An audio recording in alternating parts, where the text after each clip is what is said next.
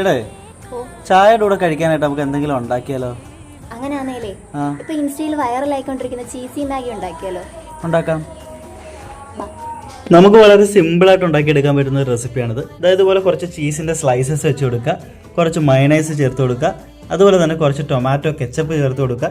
പിന്നെ നമ്മൾ മാഗി വാങ്ങിക്കുമ്പോൾ അതിൻ്റെ കൂടെ കിട്ടുന്ന മസാലയില്ലേ, അത് എത്ര പാക്കറ്റാണോ നിങ്ങൾക്ക് ആവശ്യം അത്രയും പാക്കറ്റ് ഇതിനകത്ത് ചേർത്ത് കൊടുക്കുക. ആവശ്യത്തിന് വെള്ളവും ചേർത്തിട്ട് നന്നായിട്ടൊന്ന് മിക്സ് ചെയ്ത് കൊടുക്കുക.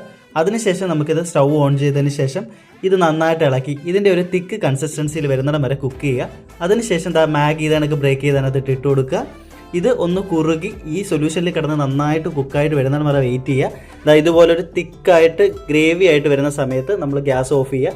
ഇതുപോലെ ചില്ലി ഫ്ലേക്സോ ഒറിഗാനയോ എന്തിട്ട് വേണം ഇതുപോലെ ചൂടോട് കൂടി ചായയുടെ കൂട്ടത്തിലോ എങ്ങനെ വേണം നിങ്ങൾക്ക് സെർവ് ചെയ്യാൻ പറ്റുന്ന അടിപൊളി ഒരു ഡിഷാണ്. നല്ല ചൂടുണ്ട്.